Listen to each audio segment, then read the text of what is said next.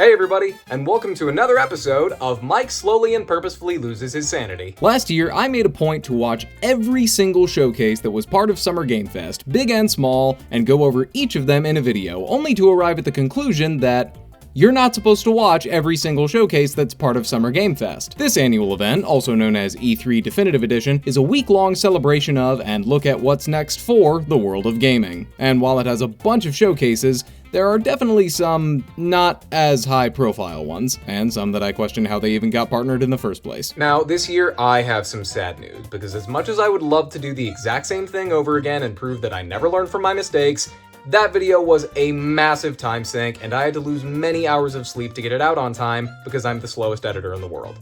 I don't want to put myself through that again, but thankfully, Jeff made things easy for me this year. You see, the Summer Game Fest website lists every showcase that's part of the event. That's nothing new, you would expect it. But this year, they've added descriptors to each event, which put them in 3 distinct categories. There are partner showcases, which are, as the name implies, partners of SGF. Then there are community spotlights, which are events showcasing games from different gaming subcultures. And finally, there are the flagship events, the ones that make SGF what it is. These are the ones that Jeff says you absolutely gotta watch, and these number only 4. The State of Play, the main Summer Game Fest show, Day of the Devs, and the Xbox Game Showcase. And we're also throwing in the Nintendo Direct. Because these are the can't miss events, they are the only ones we're going to be discussing in this video, because I want this to be a bit more focused than last year. I realize that's disappointing to some people who surely wanted me to go through every single showcase again, and to those people, I am sorry, but time is completely free for you to waste. Joking aside, I do strongly encourage you to check out any showcase you think you might be interested in, and let me keep my sleep schedule intact. With that out of the way, hey, we're here now. We're ready to kick off Summer Game Fest 2026 with the State of Play, and once again, I am joined by my wonderful friend, Zoe. How are you doing? This is true. I am here. Hi, I'm good. She's here. I'm ready to watch. She's back. Summer Game Fest would not be the same without you. I'm so happy to have you. We just watched the State of Play, literally, it's just finished. We're doing this right off the cuff, and we're gonna go over every game that they showed. They started the State of Play with a gameplay trailer for Wolverine, or a gameplay, what do you call it, demo? Yeah. We got an extended look at gameplay for Marvel's Wolverine, and looks good.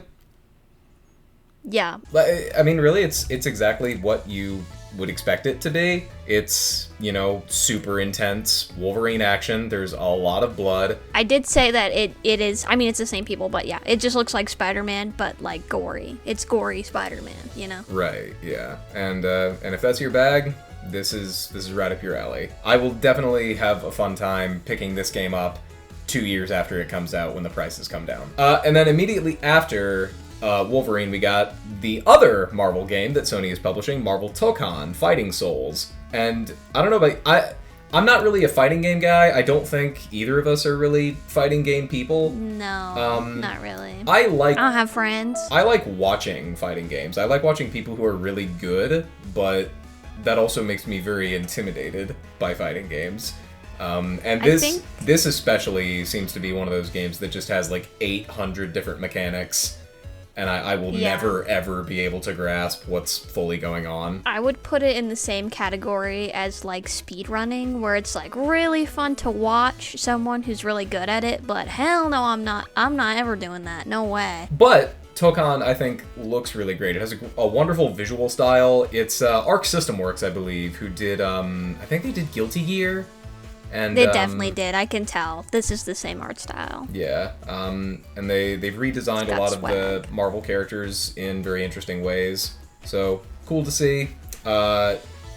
Keep it away from me. Then, I think this is maybe the only moment of the show that I audibly gasped, because we got not brand new, but we got a new Rayman game that I thought, it certainly looks brand new. Rayman has been given a fresh coat of paint. All of his friends have been given tastefully updated looks, and I thought it was a new game. It's not. It's Rayman Legends, again. I have Rayman Legends. I own it on Wii U. I've never played it, but it looks very fun.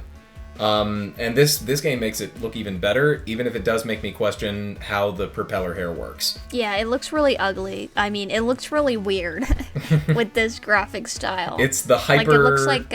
hyper-realism with Rayman, which I didn't think Yes. was a thing that would ever happen. Then, after Rayman Legends, we got Bancho the Chef, which was a prequel. Prequel to what? I don't fucking know. They just said, oh, it's the... I forget what exactly they said. Slow-cooked prequel. Thank you. A slow-cooked prequel. Prequel to what? They didn't fucking say. It was only later that we realized it's a prequel to Dave the Diver. Which makes sense. I did say that.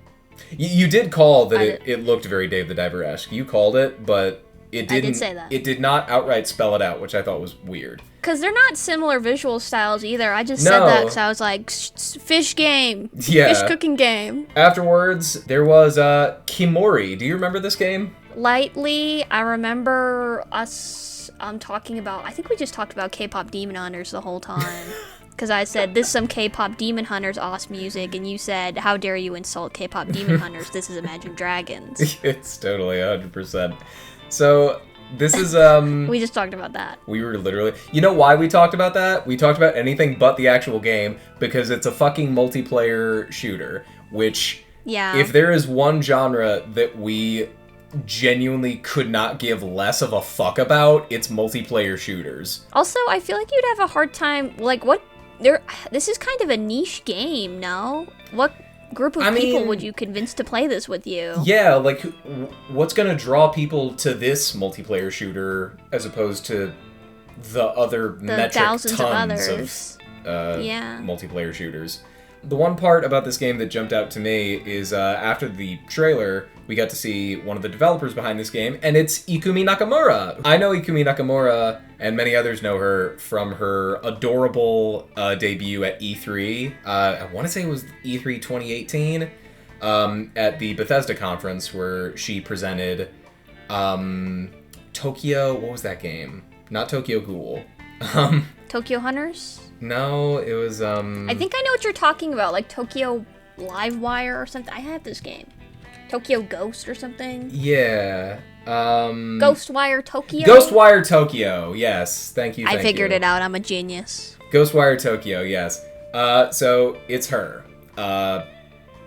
Nothing else about this game looks appealing to me. So after that game, we got a release date trailer for Tomb Raider Legacy of Atlantis, which I believe is the remake of the first game. We were talking about how it must be hard for games that have a ton of entries, like Tomb Raider, to get new audiences. And so that's why they so often remake their first game. Because they're like, hey, come here, you're safe. Yeah. Come try our game. And I think Tomb Raider 1 is a very clunky game to go back to. I haven't played it, but it looks pretty antiquated. So doing a remake of the first game makes a lot of sense. And it looks very good.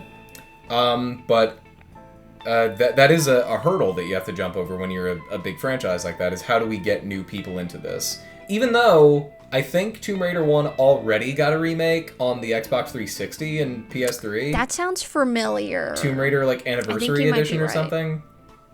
Yeah. But I bet her boobies don't look as good as this, so who even cares? Then, The Lost Wild. Tell me honestly, do you remember this game? Because I do not. I do a little bit. Remember it. I didn't think it looked bad or anything. I just remember, yet again, we talked about a different game as this game was gaming. Because That's our weakness. We both have trash brain. But actually talking about this game... It's a first-person survival thing with dinosaurs. Yeah. Which... I don't know. I don't know. It looks fine. I don't know.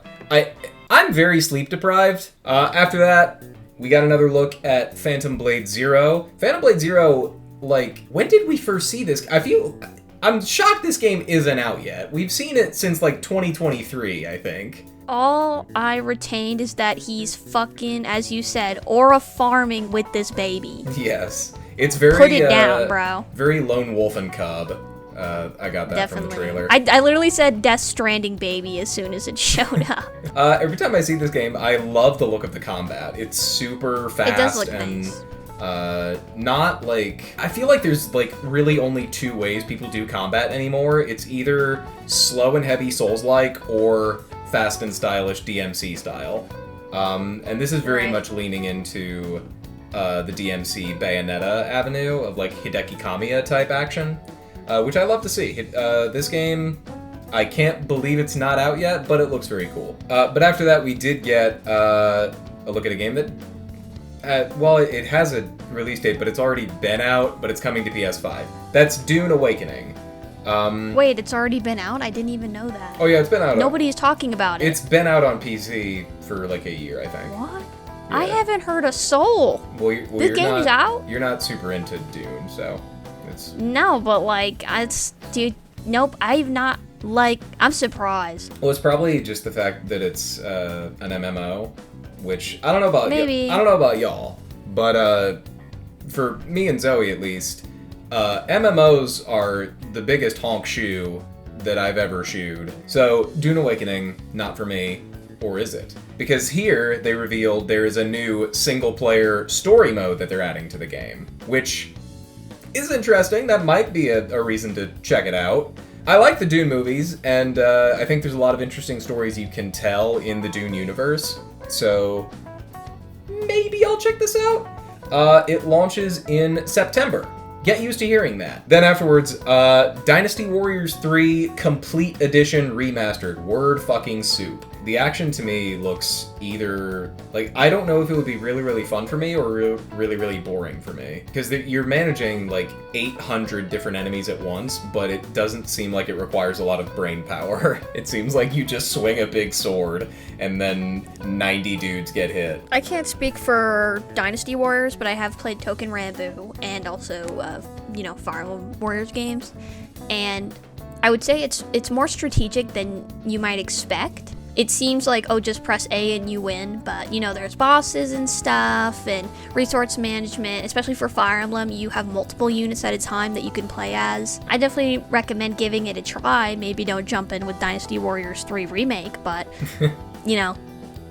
one of the many, One go of them ahead has to be and right try for it you. out. So after that, we got to look at a game called No Rest for the Wicked, which is described as a top-down Souls-like.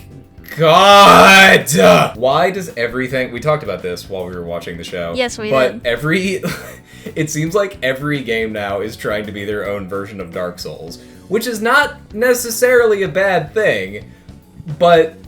Do you have original ideas? Well, you could also say I somewhat blame marketing, right? Because I bet a couple of these games make themselves, and they're like, oh, well, we're just a hard game in this genre, and then the marketing team, like, takes that and go, hee, we're gonna call it a Souls-like. Right. I don't know how I feel about, like, going out of your way to exclude a subsection of your audience right off the bat.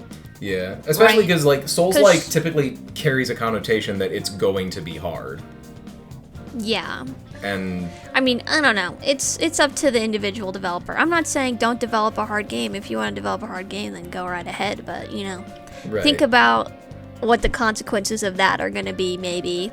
Because I imagine a lot of these games that, like, self-title themselves Souls-likes don't see a lot of market success. For the next game, we're kind of going back. As I said, every game now that's an action game is either a Souls-like or a Bayonetta-like.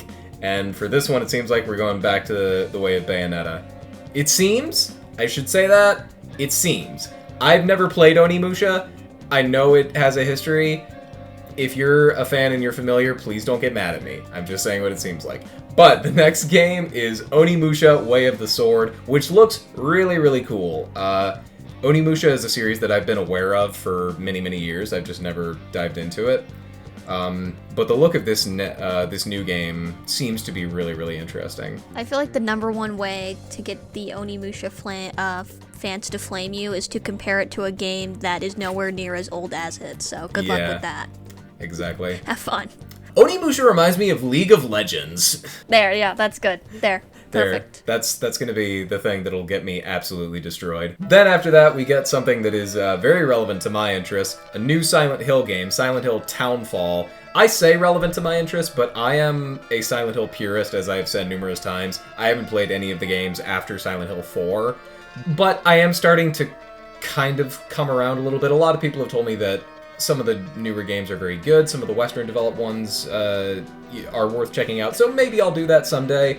This game looks very, very interesting. It did. I honestly thought it was Outlast when I saw it. I was like, is this Outlast? And you were like, nah, I think it's Silent Hill.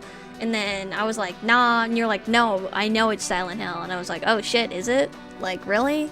And then it was. It doesn't look anything like what I guess I've come to expect. To be fair, I know you say it's like Western developers, right? To be fair, I think this is the first Silent Hill game to not be set in Silent Hill. Or no, it's not the first, because they made Silent Hill F.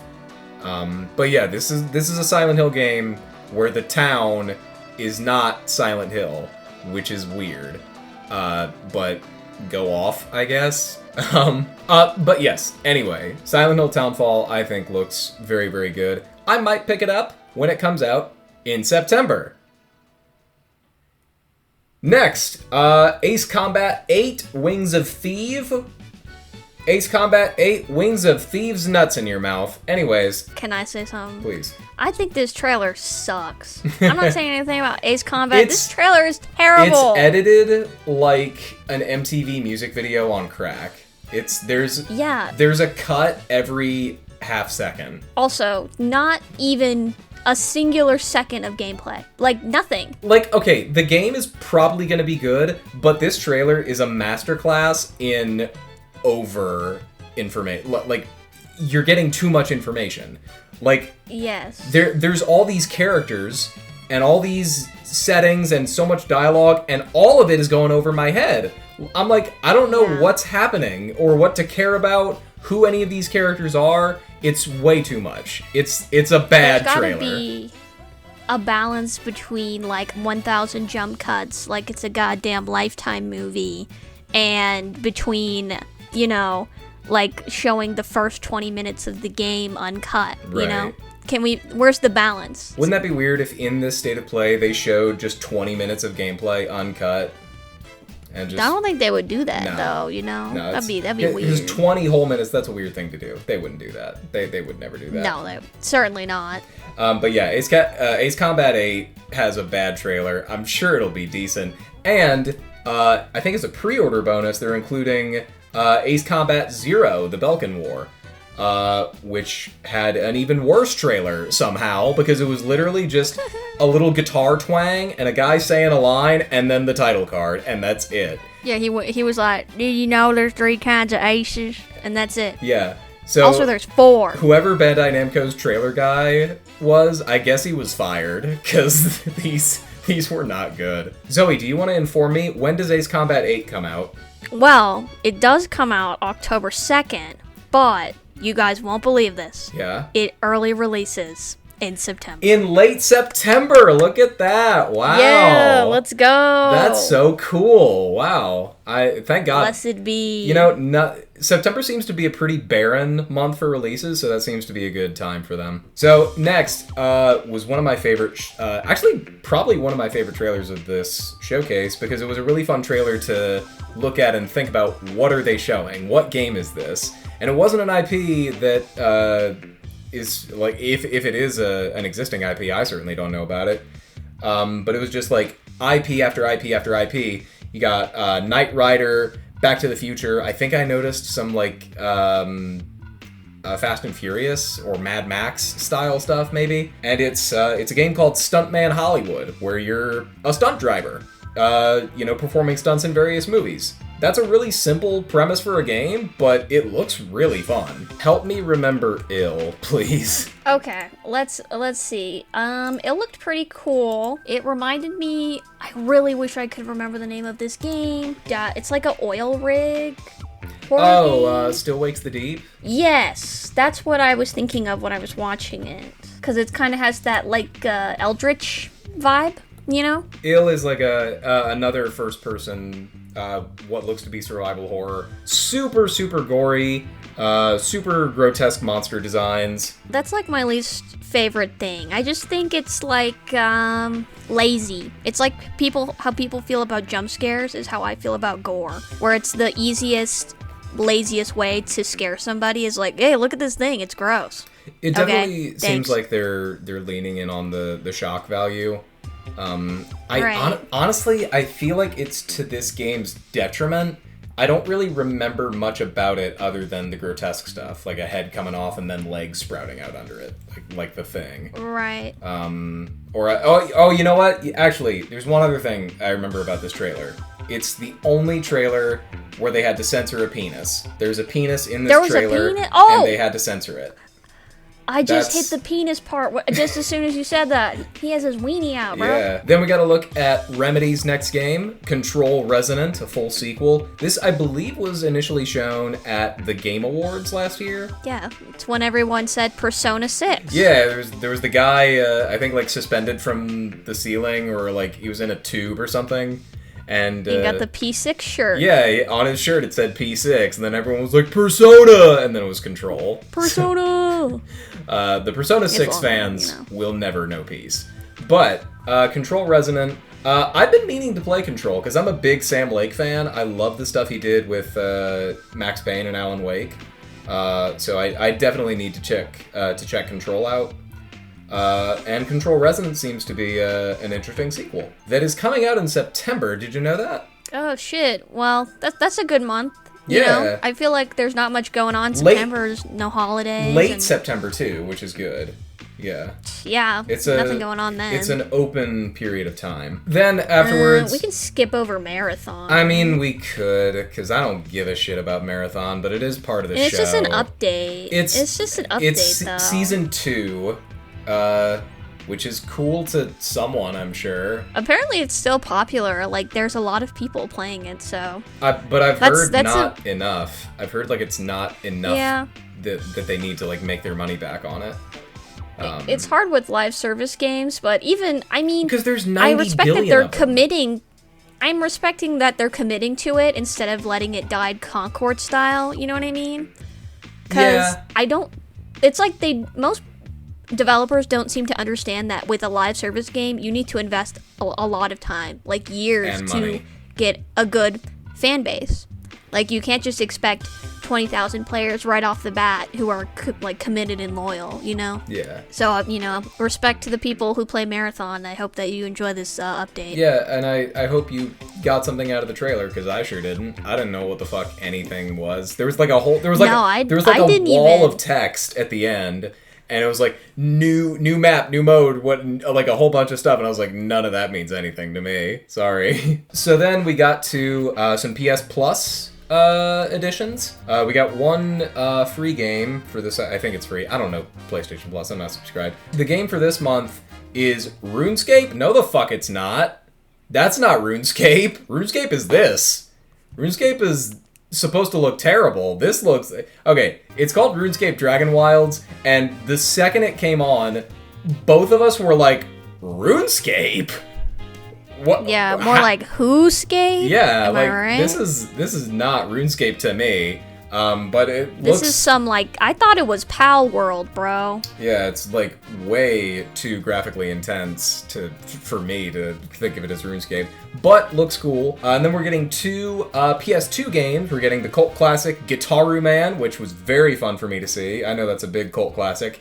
And PsyOps The Mindgate Conspiracy, which I've never heard of before. Looks sort of like a Siphon Filter type shooter. Super unfortunate name, though. I feel like we gotta mention. You gotta mention the name PsyOps. Yeah, what do you mean by that? Yeah. And then the last PS2 game, Onimusha Dawn of Dreams. It seems like they're getting people ready for Way of the Sword. And Dawn of Dreams, similar to Way of the Sword, looks very fun. Then, can you please, we were not recording, so can you please vouch for me and tell everybody that I predicted the fuck out of Until Dawn 2. This is true. And I swear we didn't know the developer or anything like that. We've never played Until Dawn. So this trailer comes on, like, I think it was like Fire Sprite or something, or I forget the name of the studio already.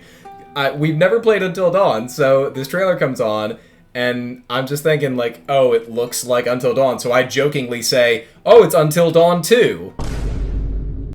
So that was interesting. Until Dawn 2, do you have any feelings? Well, I never played the original, nor did I play any of the spin-offs. It might just be one of those things that, I wouldn't say it's not for me, but, like, it's not something I reach for. Like, I wouldn't never play it. But horror I'm not, is like, not generally your bag. No, and it's not even necessarily that it's horror. It's also that I'm gonna get lambasted for saying this because, look, guys, I'm a visual novel lover. I love me some Danganronpa. I love me some Ace Attorney. You know, blah, blah, blah. But at the same time, it feels like a game I'd rather just watch a YouTuber play because I feel like I'm getting the exact same experience that way. I think it reminded me of what's that game? Dead Island. Reminded me a little bit of Dead Island. Reminded me a teeny tiny bit of Far Cry 3 just because it's on an island. So that was a fun announcement to see. And then we close out the show with, oh my god, wait, no, they did it! God of War Laufey. I think I'm pronouncing that right. I haven't played any God of War games previously. I've been interested for quite a while, but this game seems to be set at the same time as God of War 2018, I think. Yes. And you are not playing as Kratos. I think for the first time in the series, you're playing as a female protagonist. As his hot fucking wife. As his hot wife, played by Deborah Ann Woll, whom I immediately recognized because I just finished rewatching season 1 of Daredevil, and great to see her. She's a wonderful actress, and I'm excited to see what she does here. God of War Laufey seems to be very, continuing on with God of War 2018's style of really intense kinetic combat, which is fun to see. And this time you have a cube as a pet. How can you go wrong? I mean, you definitely can. You gotta be careful with the comedic pets because it can lean into millennial writing. Like, have you ever seen the Forspoken? Yeah, it could be a Forspoken moment. It's kind of like, it's almost like ChatGPT millennial speak, where it's all like, that just happened? Well, I guess that just happened. Like, just repeating yourself, but in different tones. The state of play overall was decent, I think. You know, nothing super big apart from Until Dawn and God of War. Little something for everybody. Nothing terrible. Nothing amazing, in my opinion. I think I would rate this showcase C+. Or, no, B-. I'm gonna give the state of play a B-. Now, we play the waiting game, and I will see you Friday for the full Summer Game Fest show. But they will see us in, like, 3 seconds. In 2 seconds! Hey, it's time. We're here. It's time for the actual Summer Game Fest show. As you can see, I'm all ready for it. I can't lie, I'm kind of feeling myself right now. I'm not going to do the whole showcase like this, though. We just watched Summer Game Fest. I don't know about you. I think that was maybe the best showcase they've ever done. It was just absolutely packed. Banger after banger after banger. It did not stop. It was a fantastic show. Yeah, I'm feeling the summer vibe. Someone bring me a pina colada. And yes, it was a very good showcase. I mean, it started very strong. That definitely helps. No spoilers for the next 2 minutes of the video, but the first few games, really good. Talking about that strong opening, you want to kick us off? Because it was a great opener. Okay, so our opener was Jeff Keighley and his shoe game, of course. That's true. And that's true. What's we really need to talk about that. Jeff is always a fashion icon. I feel like we don't appreciate that enough. But every time Jeff comes out, the suit game is on point, and the shoe game in particular is on point. I think this year was one of the weaker shoe showcases, but I was a fan of the I like maroon, the suit. Yeah. What's that material? Silk. Yeah. Silk maroon. It looked very, very nice. Yeah, I said he looks like one of those pillowcases your grandma has, you know. So after we all got a good look at Jeff, he had a big announcement to start the show. Yeah, we started off, I was scared. We were in France, which is terrifying. But then, as I had guessed, because I am our number 2 sidekick, this is Resident Evil Code Veronica Remake, which is kind of crazy. That game is like 20 years old or something. Yeah. It's old. Well, it was a great moment of parody because Summer Game Fest closed last year with Resident Evil Requiem, and now we start this year with Resident Evil Veronica.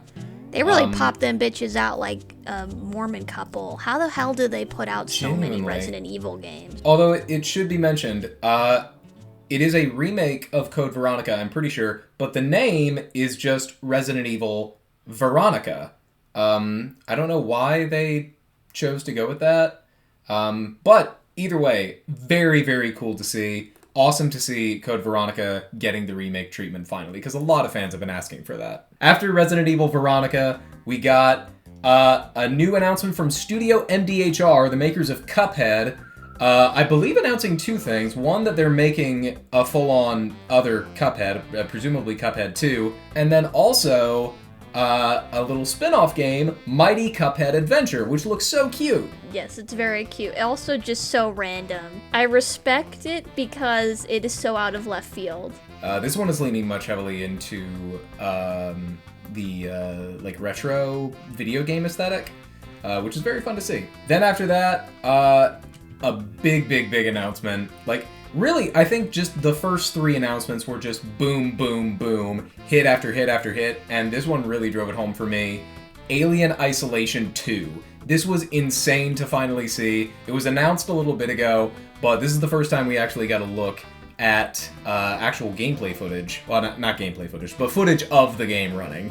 And similar to Alien Isolation 1, it looks fantastic. I'm a big fan of the original Ridley Scott film, so this looks very respectful of that, and I'm excited to see what they do. Yeah, I never watched Alien or played the Alien game, but I watched people play it. That counts for something, I think. Yeah, it looks good. It looks really cool. It's exciting. Shout out Sega. You the GOAT. Shout out Sega. Then, I shit my pants.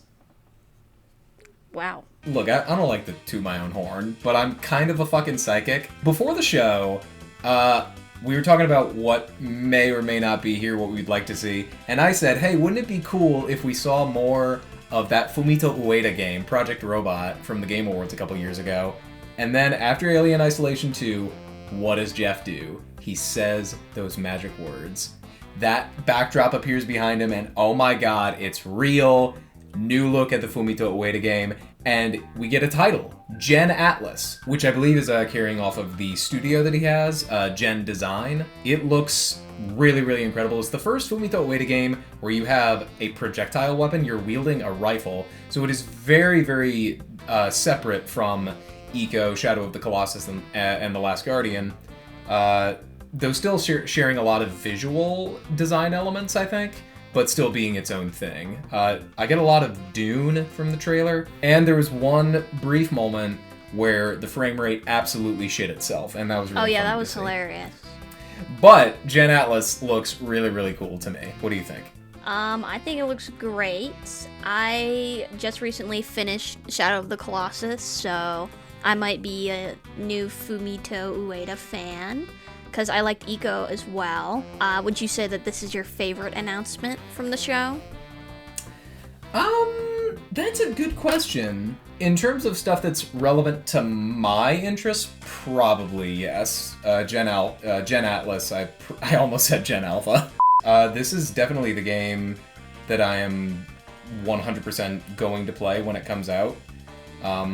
Yeah, I think it was my favorite announcement of the show. Well, it's all downhill from here. Right afterwards, we got a new IP that looks very good, one from China, Blood Message, which seems to be Dynasty Warriors, but serious. Yeah, but also, like, is there a clip of the gameplay in this trailer?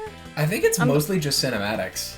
Oh, fuck. Actually, it is all cinematics. There's not even a single second of gameplay. So I have no idea what the gameplay is going to be like. I'm going to guess it's maybe another Dark Souls Samurai game. right? Yeah, it's Imperial China, so it's definitely going to be an action game. Then we got a very conflicting announcement, in my opinion. Stranger Than Heaven is the new game from Ryoga Gotaku Studio. I hope I pronounced that right. They're the makers of Yakuza and Judgment and games like that. This is a new game, new narrative-driven epic from them, starring two people that you would not expect. Number one, Snoop Dogg. Cool. And number two, Tupac Shakur. What? We talked about this during the show. Is that not a little disrespectful? I can't put my finger on it. He has permission from the estate. Yeah, but so his yes, family. You have permission from his family, but also like that's a dead guy, man. Like, but I don't think it's. I'm gonna be devil's advocate here. I don't think it's disrespectful. Look, I don't think we're not allowed to not ever have fun just because someone's dead. If Tupac was alive, I'm sure he would have loved to be a part of it.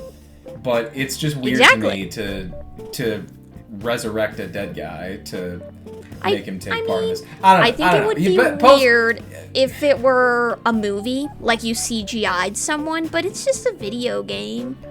I mean, I don't see it as any different, personally. I mean, bitches, comment down below if you think it's disrespectful or weird. I'm going to be devil's advocate and say I think it's fine because they got permission, and I bet he would have liked it. So, and who am I to say? The family is the one who has the say, not me.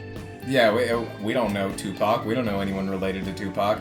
So, please let us know down in the comments, what do you think? Do you think it's cool to have Tupac? Do you think it's disrespectful? I am genuinely curious to hear your takes. Next, help me pronounce this. Hikes? Oh, Hakes? Oh, it was pronounced Hex. Hex? Which is not how you spell Hex, but they did pronounce it Hex. So this is a multiplayer shooter. Moving on, it's looking like it's a little Control inspired. They play with the space, and there's a lot of cubic architecture. A guy plays with a Rubik's Cube. I just didn't. As soon as I know that it's a multiplayer shooter, I tune out. I'm sorry. Then we got a trailer that confused both of us, because we are not Dead by Daylight players. Who is this supposed to be? I love horror. Horror is my bag. It's my bread and butter. But I don't play online stuff, so I've never delved into Dead by Daylight. So who the fuck is the villain in this trailer? If you know, please let us know. I think it's Dead by Daylight. They're celebrating their 10-year anniversary. So they have this, creepy birthday party thing.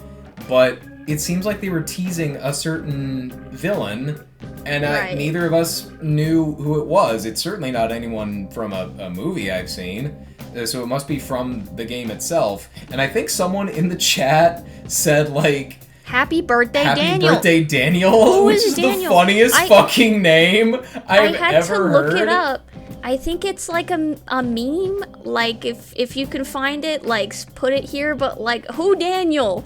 What do you mean? Who the fuck is Daniel, bro? Why is it his birthday? Who is Daniel? Then we get to see Mortal Shell 2 for, like, literally 2 seconds. That was the quickest trailer of the bunch. Shout out to there's only 3 kinds of aces, because what the fuck? Sand, Raiders of Sophie. This is like you have a big, mech walker, and you have, you build a base on top of it, and you're roaming the desert doing stuff. I'm not a big fan of, building games, personally. I would say I'm a creative person, but I'm not creative enough to, build things that I'm happy with. It's like a balance of, I'm too much of a perfectionist to ever be happy with building games, because I'm like, no, it's not good enough. But you have to invest, 100 hours to make it look how I want to look, and it's just like, nah. I want to live a life, please. Thank you. Then Assassin's Creed Black Flag Resynced. I know that Black Flag is the fan favorite. I know that people say it's the best one.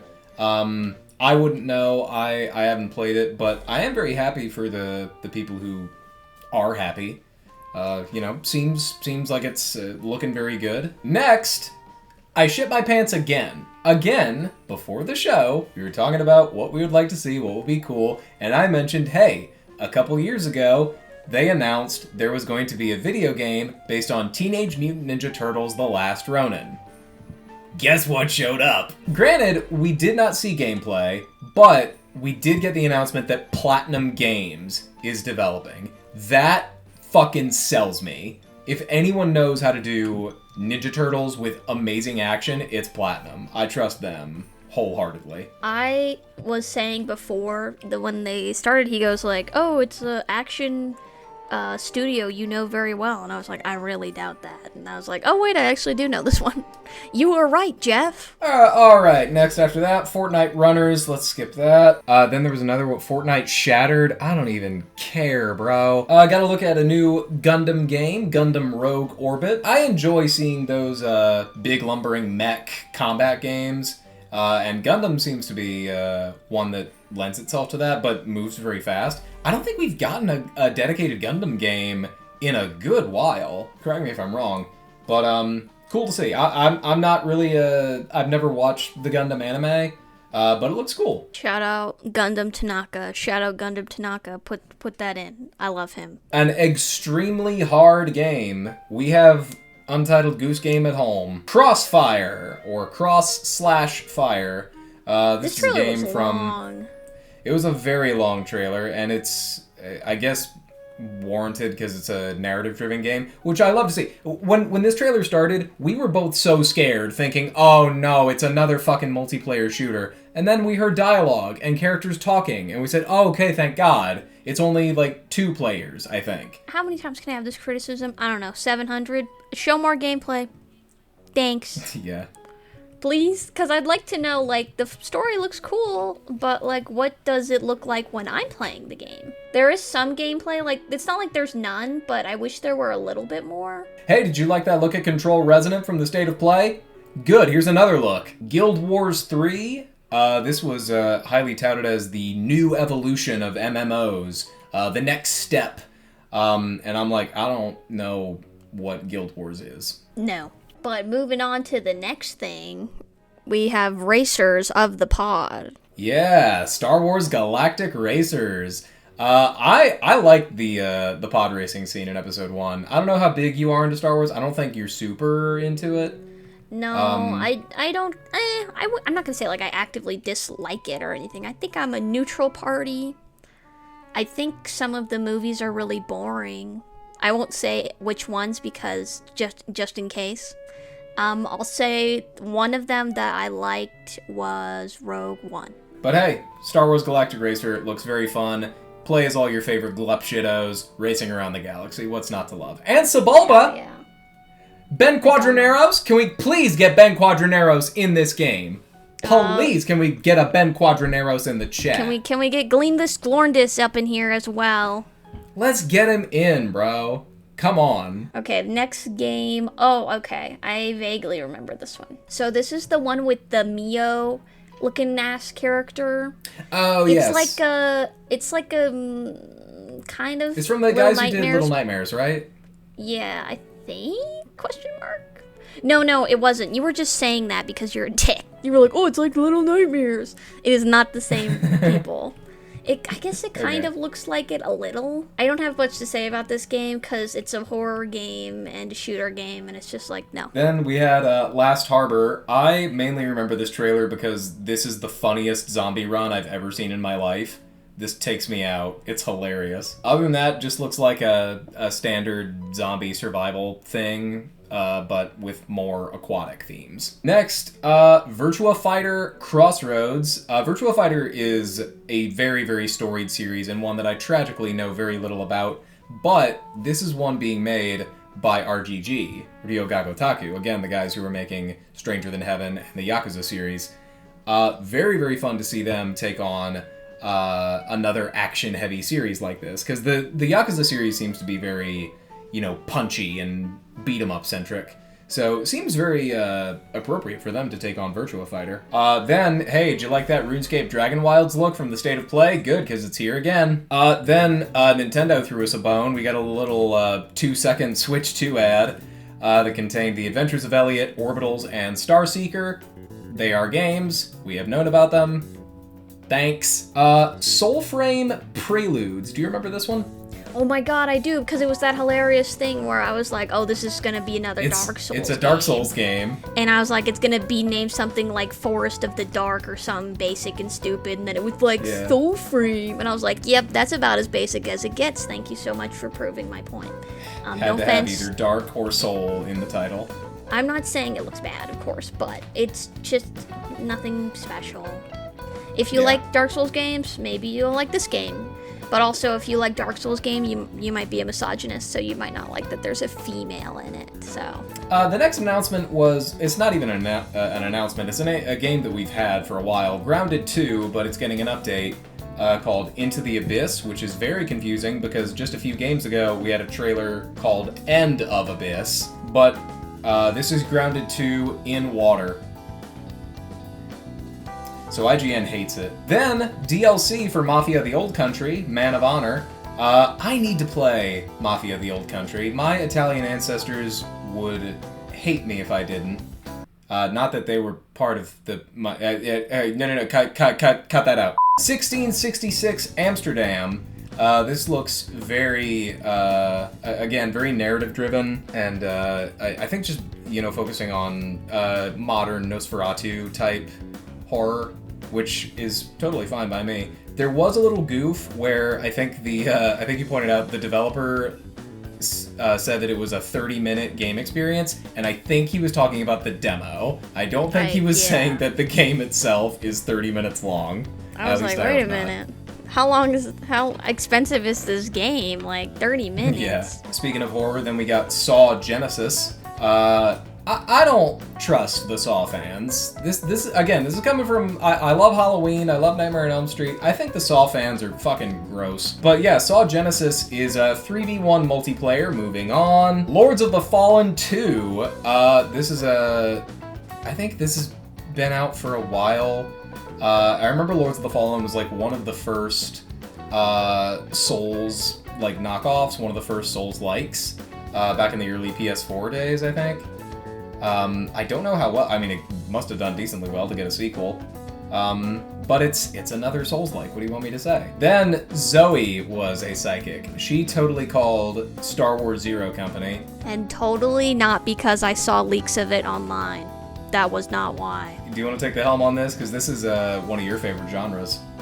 Yes, I love tactics games because of Fire Emblem, but I just recently played XCOM 2. I don't care about Star Wars, but I do really like tactics games. I'm assuming this is going to be in a similar style to XCOM 2. So, if you already like that game, I think people would like this game. I saw it all over the XCOM subreddit, so people seem excited about it. And it looks good. Oh, and then they flash fucking Anakin at the end because they gotta get the oh, just in case you forgot, this is Star Wars. Here's the famous guy. It's Hayden Christensen from fucking Little Italy. The Blood of Dawnwalker. I remember seeing this at one of the showcases last year, I'm pretty sure. Narrative-driven vampire game. Looks cool. Then we got two very strange left field announcements back to back. Number one, Among Us Story On Guard. It's a murder mystery, but single player. It's single player Among Us with dialogue. And if that's not enough for you, did you know there's an Among Us TV show? 'Cause I didn't. This is a star-studded cast for an Among Us genuinely. TV show. Like, what do you mean Elijah Wood? What do you mean Yvette Nicole Brown? How did you get these people to be in your movie? Or sorry, show? Obama will return in 007 First Light. Okay. Then we got another random Switch 2 ad. This time showing, I think maybe shadow dropping the announcement that Final Fantasy XIV is coming to Switch 2. That's crazy. And then we also already saw Turok Origins, multiplayer shooter. And another game, I think Armadas.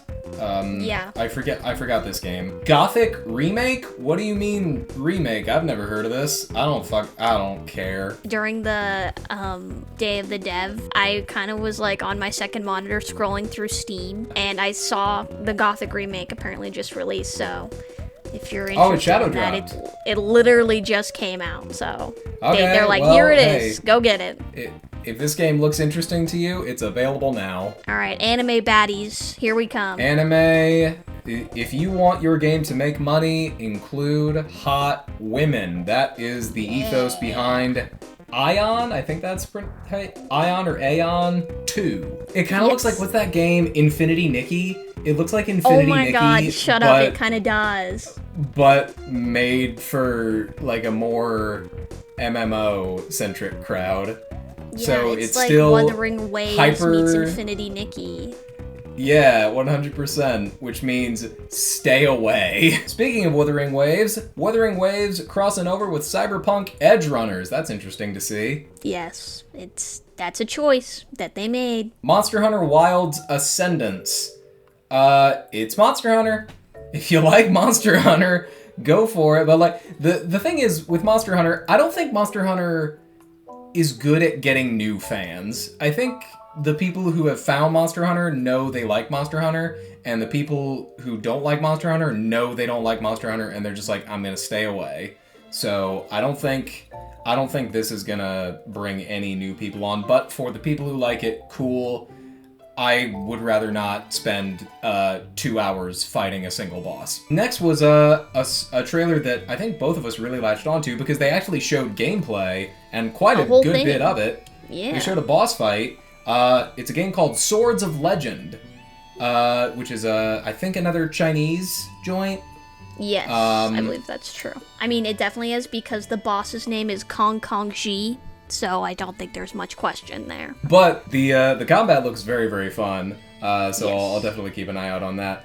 Then, oh dude, if I was 5 years old, I would have fucking gone ballistic for Hot Wheels Infinite Rush. I know for a fact I would have. If this was on Wii when I was like 7, I would have eaten the shit out of it. So next, big announcement for dorks everywhere.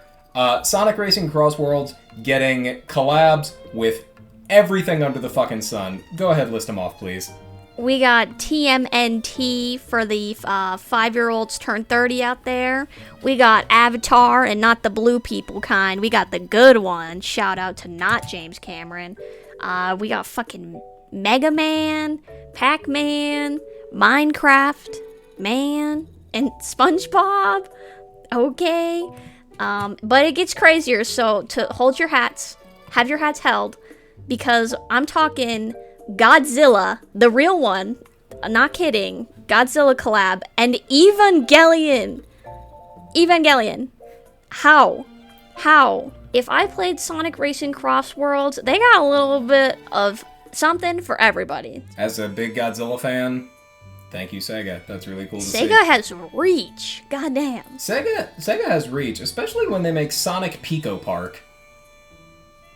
Who asked for this? Speaking of who asked for this, were you aware that there was an Attack on Titan 1 and 2? Well, apparently there's an Attack on Titan 3. Both of us were confused seeing 3 at the end of this trailer. This gameplay kind of looks very low quality, sloppy. I mean, I don't know if it's indicative of what it will look like, but it doesn't look very high quality to me. I actually really like this next announcement. Clutch looks like F1 the movie or Gran Turismo the movie, except I didn't like the Gran Turismo movie. I like the fact that Clutch is a racing game that has a narrative focus, because I'm not really a racing game guy, but I would play this. This actually looks pretty fun. This looks up my alley. Do you remember Chronicles Medieval? Yes, it was the Tabs game. Oh, yes, yeah. Tactics. Very boring medieval name. Battle. Very boring trailer. Also, I never cared for this genre. If I wanted to watch a reenactment, I'd go see dudes in their 40s pretend they were Confederate soldiers. Thank you. Then we got some My Chemical Romance wannabes and Sea of Remnants. Oh yeah, oh my god, I totally forgot this trailer. What is this about? No, seriously, what is this about? Is this a game? Is it a movie? Then I guess this is not really a game, but I'll shout it out anyway because I liked the commercial they made. There's a Capcom sale that's happening, and for it they had these like figurines of Capcom figures. There's like Leon, Chun-Li's juicy, thick, double mommy watermelon crushing thighs. And then this bootleg Ryu with a mustache. and I thought it was cute. That's it all. was I thought it was funny. cute. Yeah. What the fuck is Wiz Khalifa doing in Hitman? I'm thrilled to talk about the next trailer because this one is hilarious. What do you mean Power World is coming out? What do you mean? Yeah. I thought it had come out. 1.0. Yeah. How do you sue a game that isn't even done? I thought this game had been out for like 2 years. What do you mean 1.0? I guess it's been an early release this whole time, but goddamn, that's a long time to be an early release. That is some whack-ass shit. But if you like traced and or AI designs, go ahead and go enjoy Power World, you know? Then, another announcement that was really, really fun for me to see.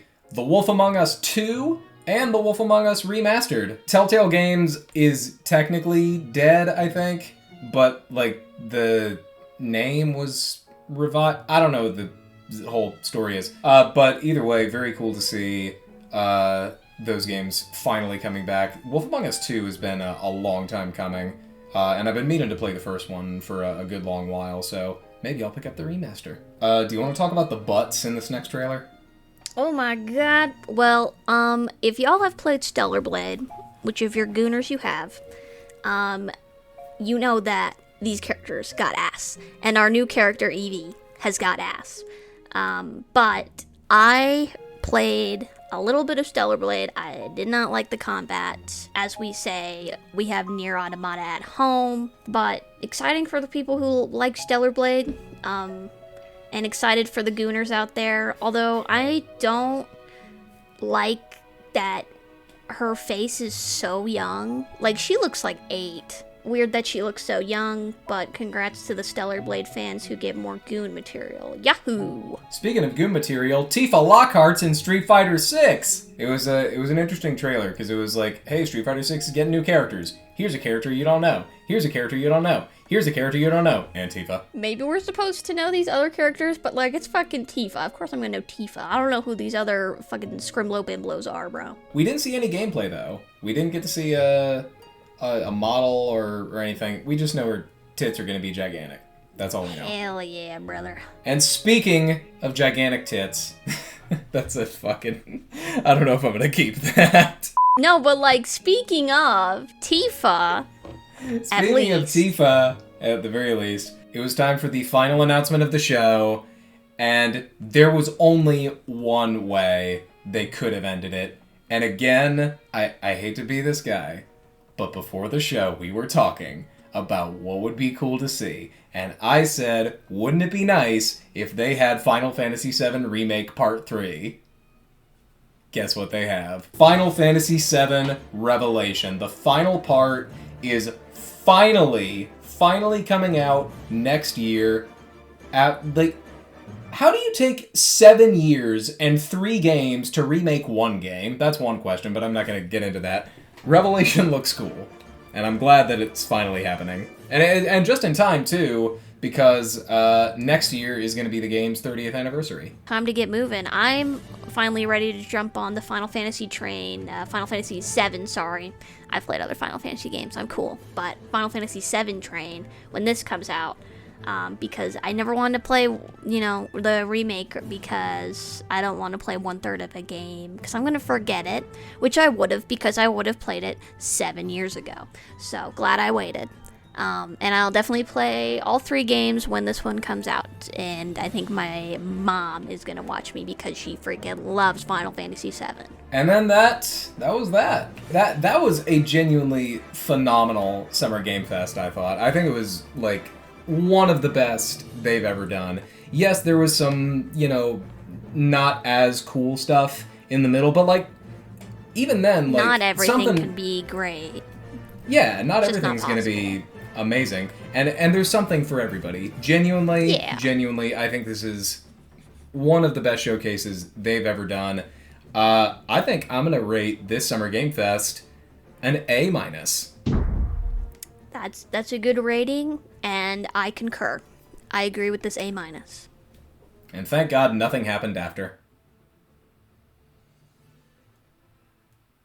Wait!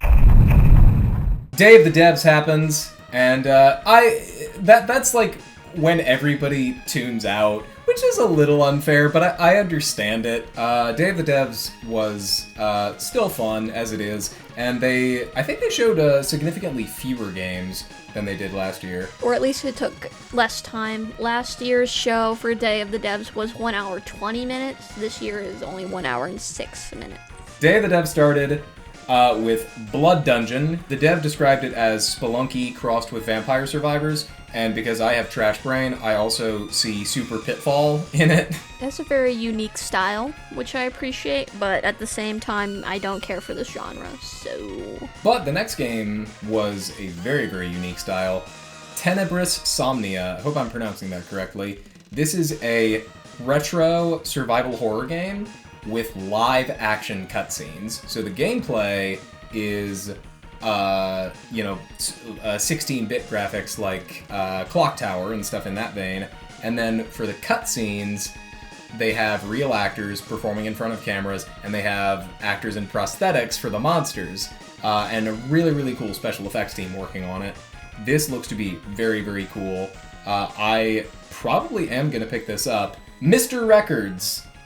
This is like a rhythm game and a shop sim in one. The rhythm sections are kind of like, what's that game? Bit Trip? It's a little like Bit Trip Runner, and the guy you're playing as is absolutely caked up. I don't know why they did that. This game looks very cute. I think this is probably the one I was the most interested in out of the Day of the Devs games, just because I thought it looked very cute. And I'm a sucker for, like, rhythm games, so, it seems like something I would enjoy. 33 Immortals is the next game from Thunder Lotus, the makers of Spiritfarer. This is a multiplayer dungeon crawler. Yeah, it's quite, at least for me, I'm not interested in this at all. The idea behind this game is sound. It's the idea of, like, how many times have you played an online game and actually wanted to play with strangers? Which is a worthy thing to tackle. I just don't have any interest. And also, why would I play this when Hades is literally right there? Dreadmore is dark fishing. It's fishing, but you can't fucking see anything. Threads of Time is gunning for a fucking cease and desist from Square Enix. This is just Octopath Traveler, Live Alive. This is the HD 2D style. It looks really nice, though. They said they're inspired by Chrono Trigger, which is very, very apparent because it's a time-traveling RPG. You're going back to many, many different periods in history. If you want, you can even, like, save the dinosaurs. N plus infinity times 2. This is a game. I don't understand it. Like, watching gameplay, I don't get the goal. I mean, I feel stupid, but, like, I don't really understand the goal of it. Like, watching it back, I'm like, okay, so it's kind of Pac-Man-ish. And what else? Into the Unwell is back from last year's Summer Game Fest, or last year's Day of the Devs. It's the rubber hose style, not animated like hand-drawn, but similar in style to that, really harkening back to the 1920s and 30s in animation. Looks to be a very fun action game with some cool music. I was also a big fan of the art style in this next game, Bub. Yeah. The developer behind it had a very cool story about, how he makes his art. Multiple sclerosis. Suffering with multiple sclerosis, and how that affected the way that he made the art. And it's a very, very unique art style. Because it's like 7 different art styles. Yeah, and something, whenever a game tries to do a unique art style, I'm almost always repulsed by it. But this is a unique art style that I'm actually really, really in love with. I really love everything that he's done here. It's coming out next year, and I think I definitely want to give it a shot. I don't see either of us fucking with Lazy River. It's just another multiplayer game. I think it would be something that I would watch like a YouTuber play, but not. Who am I gonna play this with? Then we had a very interesting one, Prove You're Human. This is a game that's pretty relevant because it talks about AI. This giant GLaDOS thing with a face thinks it's human, thinks it has a body, and your goal is to, I guess, break it down and say, no, you're not. through some very interesting gameplay means. I would be interested to see where they're going with it, because I could see this being very good, but I could also see it being boring. This next one was another one of my favorites, Ithaca, which is a narrative road trip RPG. The road movie is one of my favorite genres of film, and I can't believe more road games don't exist, and this one looks to be very, very interesting. You're playing as this person who has like a big like industry executive in the trunk of their car as they're driving. Approaches a lot of relevant topics. There was a moment in the trailer where you had to decide how the character felt about something, like are they afraid or like how do they feel? And I think that's a very interesting mechanic, and like either way is a different turn on the road.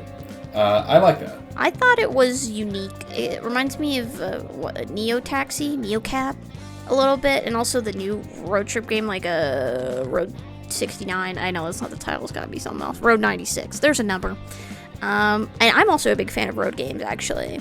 I think I'm also interested in the level up system they were talking about, like different choices and leading to XP, and then from there you get to level up like certain characteristics about yourself, and then you do like skill checks and stuff. It's like, it's kind of like a D&D. Then we get, I'm pretty sure another one returning from last year, Screenbound. I did not which is remember a this one.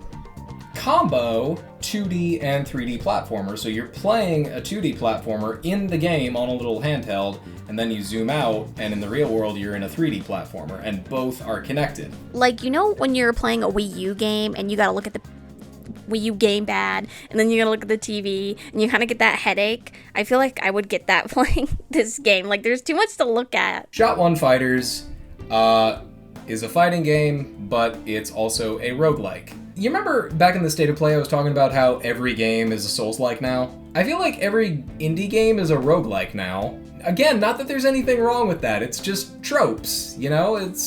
Yeah. You know, you do one thing and you see it done so many times, it's hard to set yourself apart. And I'm not knocking the developer, I'm saying it's a hard thing. It's a hard thing to do. Apple Crumble looked this game was kind cute. of interesting. Yeah, it's a murder mystery where someone in the house murdered grandma, and you gotta figure out who. Slap Out of It is described as an interactive comedy sandbox. You're just going around slapping people to move through the game and solve puzzles. You can also slap butts if you want to. This game kind of went in one ear and out the other for me. Like, I appreciate the like Muppet-ish style that it's going for, but I don't know, I feel like this game would have fit perfectly in like 2014, in the era of like Goat Simulator and I was very games like much that. thinking, like, this would be like a good VR game from like the mid 2010s. You know what I mean? Super Ukulele Kart, baby! I actually kind of lit up when I saw this. I was not expecting it at all, but when I saw Playtonic, I was like, oh my god! And they're making a kart racer, Super Ukulele Kart. I'm loving what they're doing with ukulele. And this seems to very much echo Mario Kart Super Circuit on the GBA, and I'm a big fan of that visual style. Into the Fire, I believe we've also seen at some showcases in the past. You are rescuing people from burning buildings. Honestly, I don't remember that much about it. I think you got it. You save people from fire. It's like The Long Dark, but you're a firefighter. And is that it? Is that the whole game? Yes. Trine 6, Together in Time. I think we're both tired. Well, I remember we had this funny little bit where I own Trine 3 and you own Trine 2. I own Trine 2. But neither of us have ever played Trine. And I'm not trying to play a joke, but I don't even know what this game is about, honestly. And then we close out with another horror game, When Sirens Fall Silent. At least I think it's a horror game. It's at the very least unnerving. Pretty sure it's a murder mystery. I am a sucker for a good mystery game, and I fuck with this direction they're going in, and the topics are interesting to me. I would play this game. Especially because I feel like it's not leaning into the jump scare horror or gore horror. It's probably that psychological horror that I enjoy. So, I think that I would enjoy this game. And with that was the final announcement of the day, final announcement of Day of the Devs. Day of the Devs this year, as it is every year, was, lower down, but still pretty decent. Not as many heavy hitters in here, which you expect. When it comes to Summer Game Fest, you're gonna get super high highs and some low lows, but Day of the Devs is just a lot of stuff that's kind of right in the middle, Some stuff that I'm like, oh, I could play this or see myself buying this, and a lot of stuff you're like, well, that's not for me, but I could see why someone else would like that. And then Summer Game Fest, it's like, oh, fuck yeah, and then the other half is like, oh, fuck this. So, I would rate Day of the Devs, C+. Alright, that was a great Summer Game Fest. Thank you so much for joining me again, and we will see you Sunday, which again is going to happen in 2 seconds! Hi everyone. I'm currently feeling all of the emotions. We just got done watching the Xbox Game Showcase. It is officially the end of Summer Game Fest. The last official showcase anyway. It was a decent show. A lot of, kind of middling announcements, some stuff that's cool for some people. And then that, which we'll get to. I immediately said that it was like an emotional roller coaster, kind of, because I felt like I went in, I'm like tired. I'm a little bit angry. I've got that angry mood in me. And then I'm sad because it's just a bunch of mid, no offense. And then fucking, I have no words. We'll get to it, but holy fuck. So, the Xbox Game Showcase is the one that I had the least expectations for. Of the big three, Xbox is probably my least favorite. I'm not really interested in their exclusives, but I do like seeing what they have to show. So, let's kick it off right away. We knew going in that there was going to be a Gears of War E-Day Direct after the show, but they also started the show with a gameplay demo of E-Day. I played Gears of War 1 last year, and I was not really a fan of it, but this looked fine. This it's a shooter, a lot of action. My main problem with Gears of War, the one that I played at least, was that it was just repetitive and boring, so I hope that this game is not just shooty bang bang over and over and over again. I hope there's some substance to it. I say as if I'm gonna fucking play it. We don't have the choice to anyway, because big announcement is that this is an Xbox exclusive. That's right. And I don't know about you guys, but I don't fucking own an Xbox Series X. Michael doesn't own an Xbox Series X. Who owns an Xbox Series X? I don't know a single person who owns a Series X. I don't know anyone. I don't know a soul. For the people who do, I hope you have fun with E-Day. I think it's on one hand a good choice because like Xbox literally has 0 exclusives, but on the other hand, they'll probably get less sales from the game overall because yet again, who fucking owns an Xbox Series X? I don't know anybody who does. After that, we got another Xbox published title, Fable. Fable has had an interesting road. It has been delayed and delayed and delayed numerous times. I feel like I'm half liking what I'm seeing and half not, because I do like a fantasy setting, but I'm not a huge fan of the, again, millennial writing. We're including a bunch of swears in our game, and we have contemporary humor, and it's like, if you took all the fantasy elements out of it, it would just be a comedy, which I don't know if that jives with me, personally. Obviously, comedy is subjective.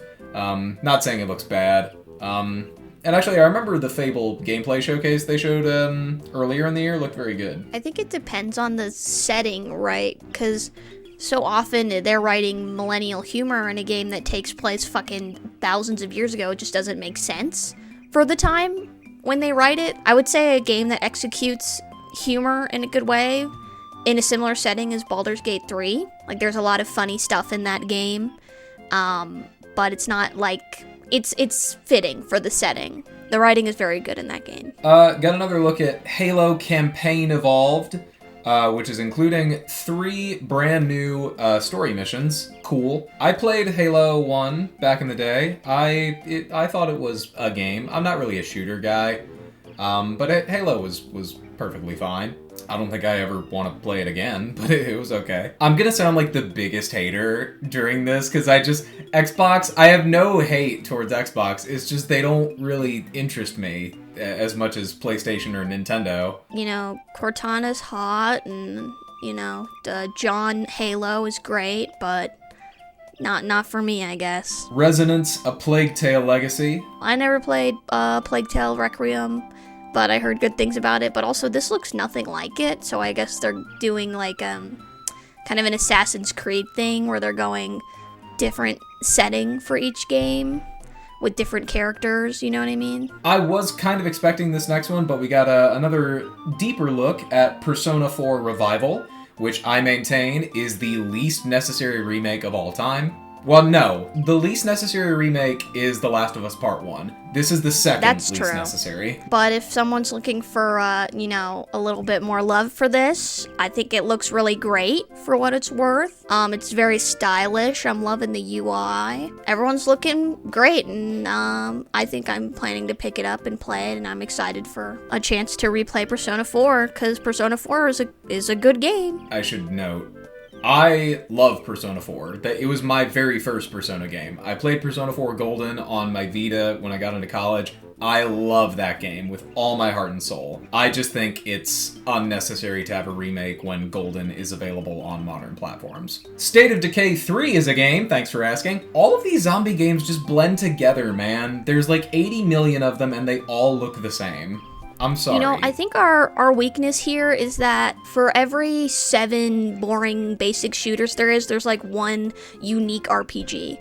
What? I thought RPGs were making a comeback. Where are they? For the Rareware fans, we have another update for Sea of Thieves called Custom Seas. I believe this was like you can sort of set up your own scenes to like play through, I think.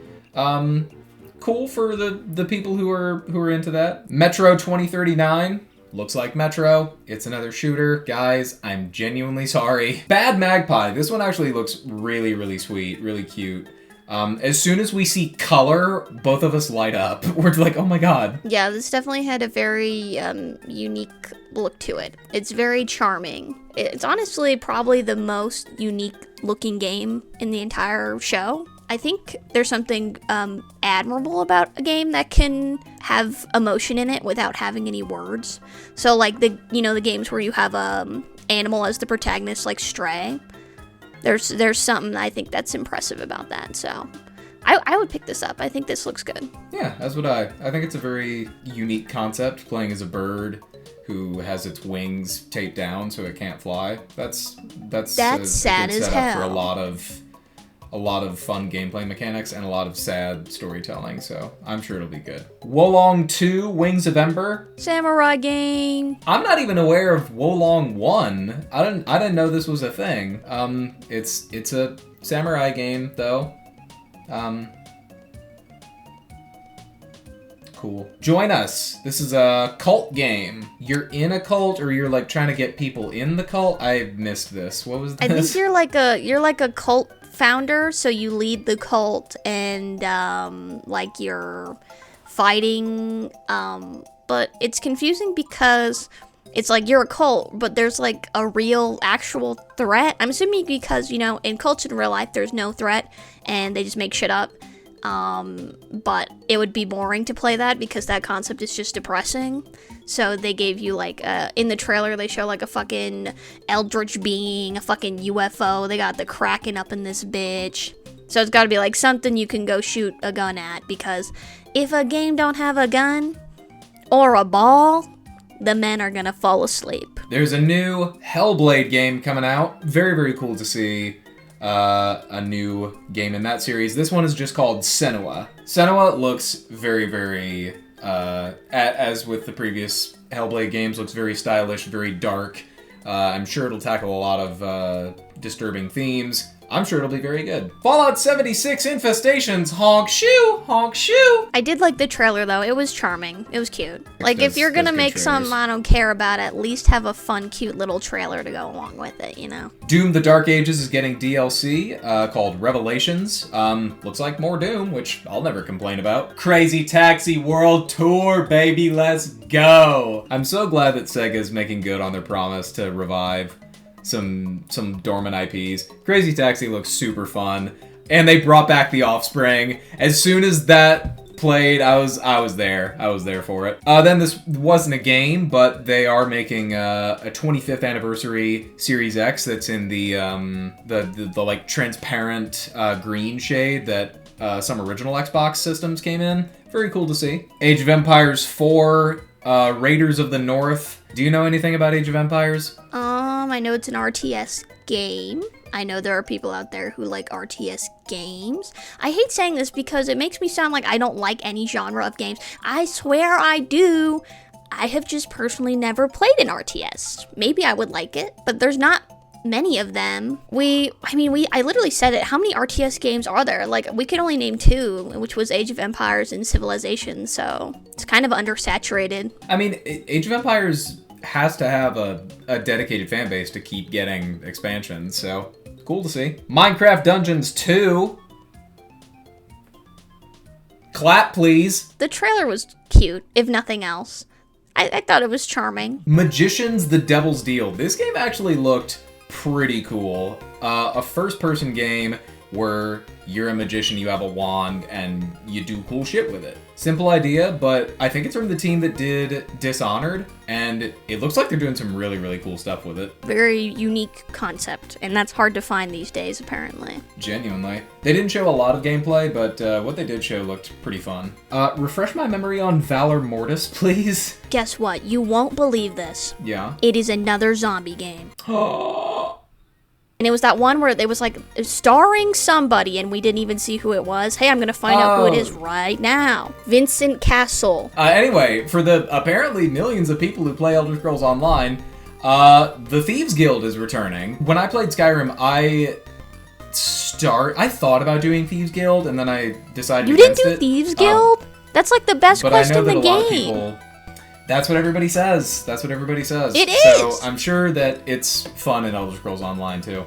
Then we got the real shit. I fucking love seeing, like, I know it sounds like I'm joking, but I genuinely love seeing Microsoft Flight Simulator. It looks so fun. It actually looks really fun. I'm happy that they keep updating it. If I was ever gonna get an Xbox or a really good PC, I would probably play the shit out of Flight Sim. It looks really fun.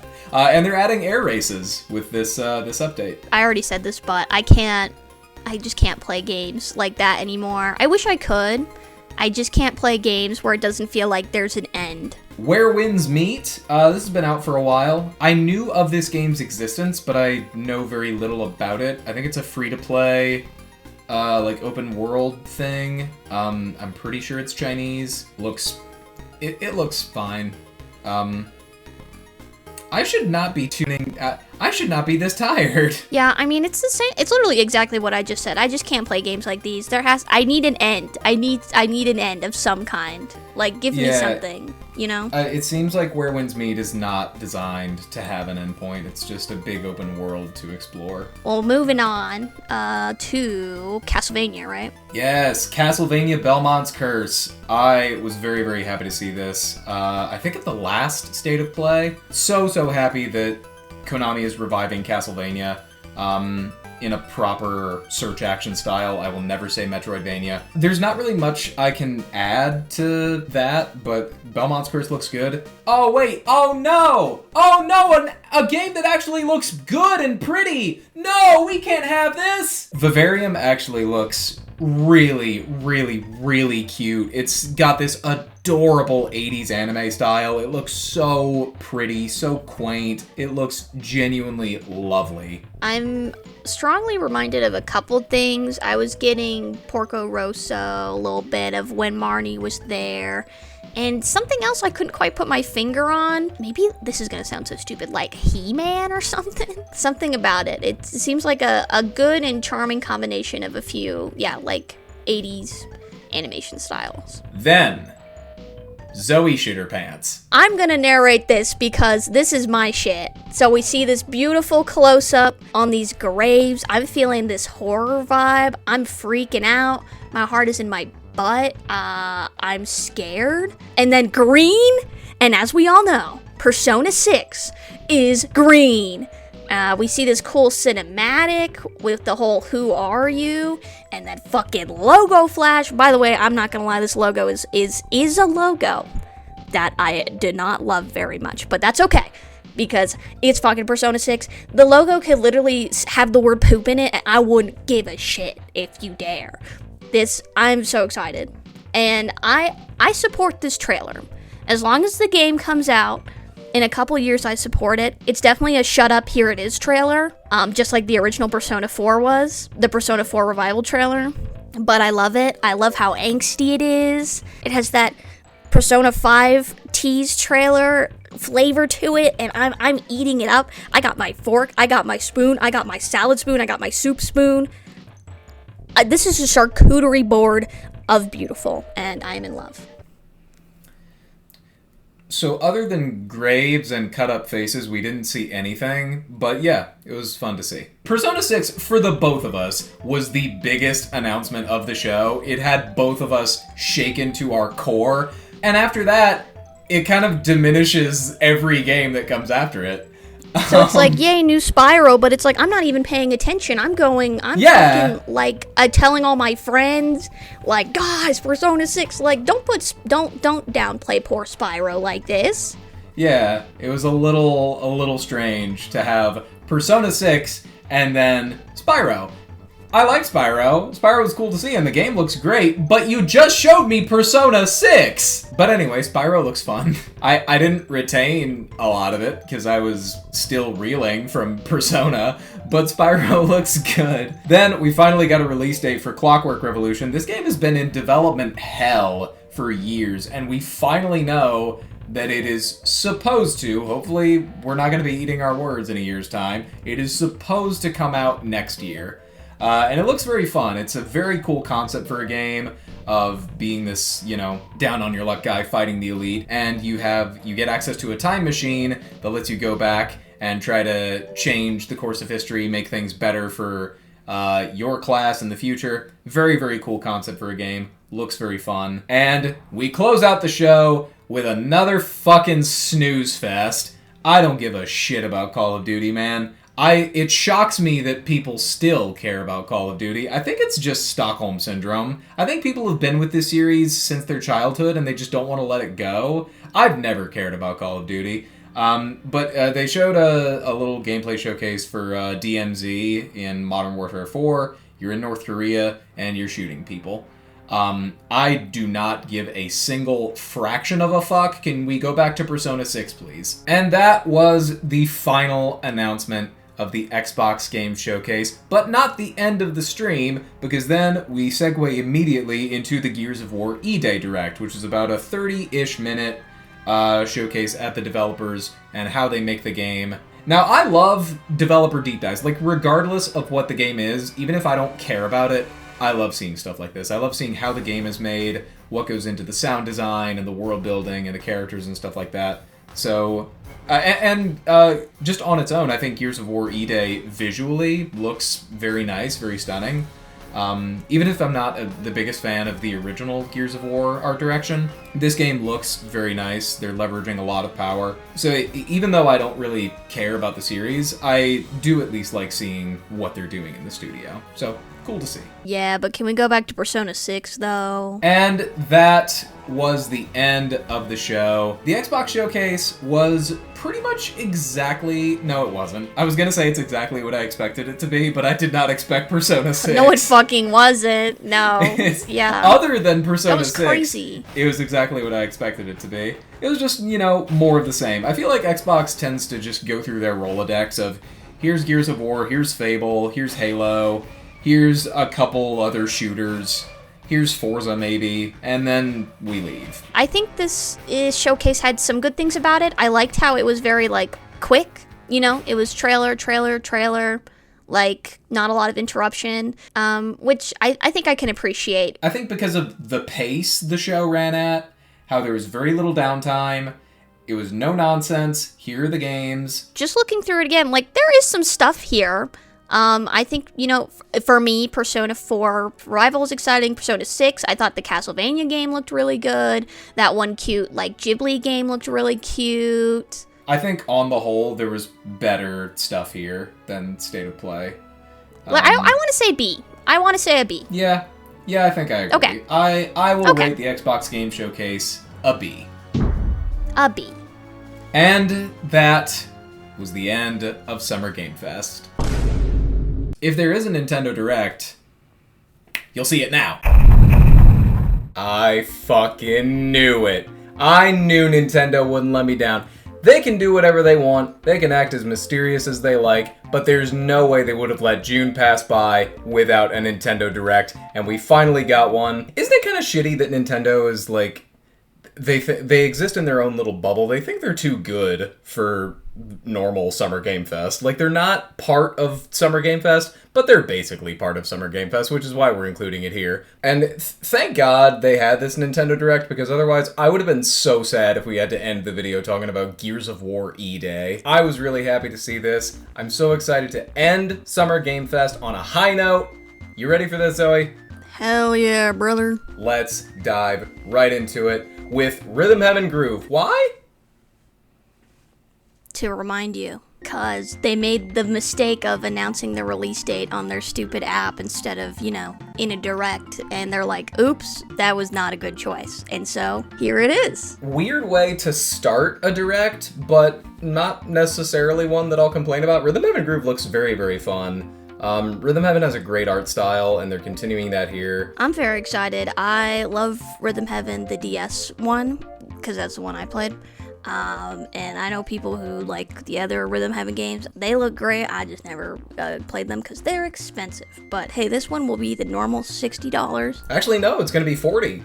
Now that's a deal. It's a budget. I mean, for Nintendo, that's budget, but... Well, yeah, right. Nintendo, $40? Nintendo's practically giving this away. Anyway, that was, I think, the only dedicated Switch 1 game in the Direct. After that, it was all either Switch 2 exclusives or games coming to both Switch 1 and Switch 2.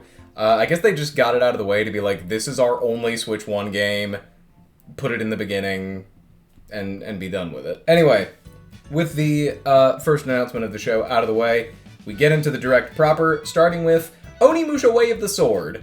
This is the second time we're seeing this. Cool. I mean, it's cool that it's coming to Switch 2.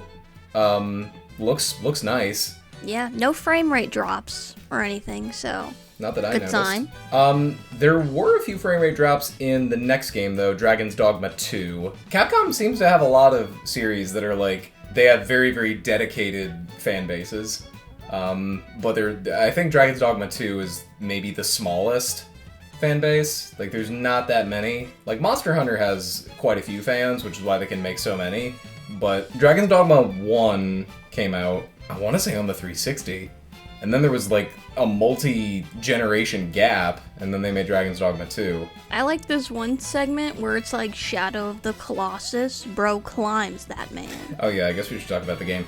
Dragon's Dogma 2 looks, dark fantasy, traditional dark fantasy. Looks a little Monster Hunter-ish in terms of the combat, maybe. Something else that seemed cool before we move on was that you have, like, companions that help you, but they're CPUs.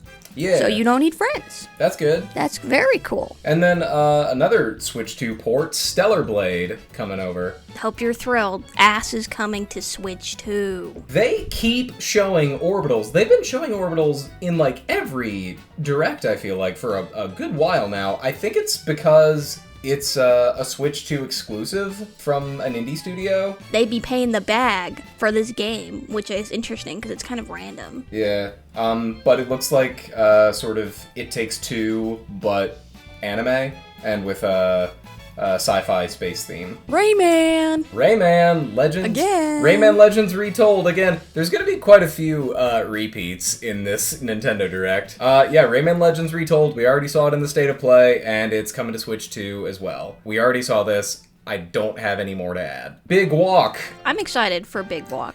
Big Walk is a game that we talked about last year. We saw this at Summer Game Fest last year. Or it might have been Day of the Devs last year. Either way, it's been a year since we first saw this game. And it's coming to Switch 2, and it still looks very cute, very fun, from the makers of Untitled Goose Game. It's a totally different direction than that game, so it's good to see that they got some, variety, uniqueness, if you will. Next up, The One Piece is Real. Do you want to take the helm on this? Because you called the developer, apparently. I guess they make mobile games? Yes. Kairosoft, if anybody knows Kairosoft, or it might be Kairosoft, but they make this very specific art style mobile games that are also on Switch. They make these, pixel art style build 'em kind of games where, you make a restaurant, or you're making video games, or you're making anime. The one that I really like is Pocket Academy, where self-explanatory, you make an academy. But for this one, you're making a One Piece island? Question mark. I think you're on a ship. But I noticed, and you're like cooking food for the One Piece characters. They have done a cruise game before, so this is nothing new. But I guess they were paid money to put a One Piece spin on it. Either way, I something about this art style. It's crisp. It's readable. I love it. I don't care about One Piece, but look how readable these characters are. Big chunky pixels. Next, Pokemon Pokopia is getting an update adding underwater biomes, and it's getting an expansion pass, which will add 3 blocks of content. Cool. I haven't gotten around to playing Pokopia yet, but I've heard really good things. I'm definitely not surprised that they're adding DLC and expansion. Especially for a builder game like this, there's infinite ways you can go. Add more stuff. I'm assuming they're definitely going Animal Crossing direction with it. Just literally add more events, add more updates, add more stuff. And who is the Pokemon at the end of the trailer again? Fione. Fione. No, wait, was it Manaphy? No, I think it was Manaphy. Okay. They look the exact same. I thought it was Celebi. Alright, next we get into the really exciting stuff, or at least one exciting announcement. Now, for my money, there were at least 2 games that Nintendo absolutely had to talk about in this Direct, and this is one of them. Fire Emblem Fortune's Weave, finally getting a release date, getting a deeper look at the game, and we have one of the biggest Fire Emblem fans here with us, so why don't you take That's point. me! By the way, before you go, do you want to admit to the wonderful people how many hours you have in Three Houses? This section of the Direct was made specifically for me. I'm seeing lots of awesome stuff here. I'm personally excited for the 4 protagonists. I think that's a really cool direction to go in, because we've done multiple routes for a long, 10 years now, a decade, because Three Houses came out, that was multiple routes. Fates was the one who initially did that. We're going in a different direction now, where instead of different routes, you're playing as different protagonists, which I'm assuming are going to go down different paths. I'm not sure if you have to play the game 4 times, or if you just switch, between chapters. Guess we'll find out. The gameplay looked really nice and smooth. Everything looks really cool. We got a brief glimpse at the map, which looks, kind of reminds me of the older games, how they approach the map. But I think it's also, because we're in a different setting, Dagda is in the original game, but it's also in this game. It's safe for people who haven't played the original game, but it's a little bit of spice for the people who played Three Houses. So I'm very excited. I'm so hyped they made Sothis hot. Can't wait for Cassandra Lee Morris to eat up that performance. Shout out to Morgana. Then after you had that high, Ninjala 2. I mean, this is the kind of the curse of Nintendo Directs, is you'll have unbelievable peaks and then the fucking deepest valleys immediately after it. So Ninjala, I believe, was a free-to-play, multiplayer thing. It was kind of like Splatoon, but not as good. I don't know, I never played it. But now we're getting Ninjala 2, The Uncharted Planet. Looks to be, just based on what I saw, more of the original game, but on Switch 2 now. For all my Ninjala fans, why? Oh shit, yo, this is actually really cool. The DK Challenge You know all my DK fans. Where are my DK fans at? Nowhere? Okay. But the DK challenge, it's like just a bunch of different like bite-sized challenges, I think, from different Donkey Kong games. Both on Switch 2 and on Switch Online. So you'll be like, hey, do this thing in Donkey Kong Country. Do this thing in Donkey Kong Land. Do this thing in Tropical Freeze.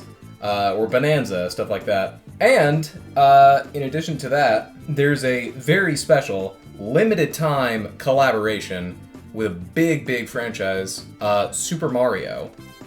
They had to really work to get that collaboration. Jujutsu Kaisen Rumble Survivathon. What? I'm so glad we're back. Nintendo Directs are the absolute cream of the crop when it comes to what? Announcements. They just be announcing anything. They just be announcing anything. This is maybe the most what announcement I've ever gotten. So it's basically Vampire Survivors, but Jujutsu Kaisen. Then we get back into the Switch 2 port corner. We got Lords of the Fallen 2, again. Lies of P Complete Edition. You remember what I said about Souls-likes? Devil May Cry 5 Devil Hunter Edition. This is actually fun to see. Devil May Cry is another series. I feel like I've said this about so many of the games we've talked about in this Summer Game Fest, but DMC is a series that I have been interested in and would like to get into. It was created by Hideki Kamiya, and I already love Bayonetta, so I'm sure I'd like DMC. And for the Devil May Cry 5 fans, it is coming to Switch too. Michael was aghast to find out that my Devil May Cry 5 actually released in 2019, which was 7 entire years ago. So the Devil May Cry fans, totally fair for wanting a new game because oh my god. Then Muramasa Revenant Blades. I believe this is a new game in a series. The art style of Muramasa is one that I've seen as like B-roll in all kinds of YouTube videos. It's very pleasing art style, but I don't know what the gameplay is like, but cool to see a new game. Xenoblade Chronicles. Damn it! We're getting Nintendo Switch 2 editions for Xenoblade Chronicles 1, 2, and 3. Oh, joy! I have made no secret of my distaste for the Xenoblade games. I'm not gonna go into the whole spiel again, but if you're unfamiliar, I don't like the gameplay because it's not gameplay. It's you hit a button and the game plays itself. Auto-battling is the most boring thing in the world to me. But I know that Xenoblade has its fans, so if you really were itching to replay them again on Switch 2 with 5 more pixels, here you go! And we get a new game. Damn it! Xenoblade Genesis. It looks good. I like the art style. Nintendo Switch Sports Resort, bringing Woohoo Island back. We are finally back to Woohoo Island. Nintendo, bring back the Miis. And they did. But only their heads. They severed the heads and put them on other bodies, like Frankenstein monsters. The original Nintendo sports game, what the fuck was it called? The one on the Switch, Switch Sports? Nintendo Switch Sports. Is that what it's called? Yeah. They had what was essentially 3 different versions of badminton. Like, it was like badminton, tennis, and then I think volleyball. And I think the original game literally only has 5 games. That's ridiculous. So fortunately, we're doubling that amount, and we're getting 12. So the most exciting being, and trailer shown for, thumb wrestling? Yeah, we had a whole, like, minute-long, like, unedited look at Yoshiaki Koizumi just playing thumb wrestling in this game. And losing. RuneScape Dragon Wilds again? Isn't this the 3rd time? Hello Kitty Party Land. Looks like Mario Party, but with Sanrio characters. I love Sanrio. I'm nothing but a white bitch who loves Sanrio. You can't deny it's just adorable. If anyone's curious, I know nobody is, my favorite is Karopi. Got another look at Star Fox. God, this game's ugly. You know, I gotta be honest. I am starting to come around on the new designs. I wasn't there initially. Like, I remember when I first watched the Star Fox Direct, as soon as they had that shot of Fox in the Arwing, I said ew out loud. I was disgusted. But now that I've had time to sit with the designs for a while, I don't hate them. I still don't love them. I think the only one I really fully love is Peppy. Peppy is the only design I have zero complaints about. Other than that, it's Star Fox 64. You can make the argument whether it's necessary to have 4 remakes of one game, but I won't. Final Fantasy Resonance, the first Final Fantasy game with an HD 2D style. It's kind of surprising they've waited this long to do that. And of course, they had to pop Cloud into the trailer for at least 2 whole seconds, because they were like, guys, don't forget, this is Final Fantasy. Here's our titular character. Please don't forget. Please, please. But I do like the look of this game. What the fuck is Piku Niku 2? Also, what the fuck is Piku Niku 1? This looks like an Adult Swim show you'd wake up in a cold sweat at 3 in the morning and this would just be on the TV. I gotta admit, I kind of enjoy the weirdness. Something about it, I don't know, just scratched a certain itch, I guess, which is weird. But, I don't know, this seemed like weird enough and like in my avenue of weird that I don't know. It kind of stuck with me a little bit. It really reminds me of something that I just absolutely cannot put my finger on no matter how much I think about it. I understand that. I understand you. Right? What is it that this reminds me of? Yeah, I couldn't tell you. It's weird. Dragon Quest Monsters: The Withered World had the most British person in the world. Other than that, it's Dragon Quest Monsters, which, as I understand, is Dragon Quest with, like, Monster Rancher elements. Alright, so they already showed Fire Emblem Fortune's Weave, but the other game I knew they had to show was the Duskbloods. They had to show more of this game. It's been over a year since we last saw it, and they did. We finally got a new look at the game with, like, maybe 3 new shots. And then, at the end, we get a date, right? No. It says, closed network test, Summer 2026. Bitch, it is Summer 2026. What do you mean? Considering there are games that are announced for specific days in 2027, to have a game that is coming out in the season that it is currently right now, but with no day, how unsure are they about this game? I would not be surprised if the Duskbloods got pushed to 2027, but yeah, kind of absurd that they didn't have a date. That, like, genuinely absurd. But then, we got a new look at Splatoon Raiders. This is more just, like, reminding you that the game is coming out. And also we're getting a dedicated direct at the end of this month. They're really just giving directs to any game. I'm sorry. I guess I just don't have much to say about Splatoon. I never played Splatoon ever in my life. I guess if I had something to say, I'd be excited that it's a single-player game. That's cool. That's a good direction to take it in, I think. I really like Splatoon. I've played all 3 games up to this point, and if I had a Switch 2, I would definitely pick up Splatoon Raiders, especially because it's actually reasonably priced. Deltarune Chapter 5. I'm gonna say something. Shut up now. That's what I'm gonna say. Shut up now, Deltarune fans. Oh my god. I'm gonna say something that we said in the direct. I'm not gonna play your game until you finish your game. I have no interest in playing a chapter and then waiting however long, like multiple years, I think, for chapter 2, then getting drip fed just little bit of content by little bit of content. I have no interest in that. Make a full game. Metaphor ReFantazio coming to Switch 2. That's exciting. This was, correct me if I'm wrong, was this your Game of the Year last year? Yes, it was. People who have played Metaphor fucking know why, because that game is amazing. You know the game is good. You want to know why? Because they had the fucking balls to put it out in November. Oh my god! Oh my god! They dared! Someone dared! Atlas, I'm so proud of you! Alright, next we have a bit of a more confusing announcement.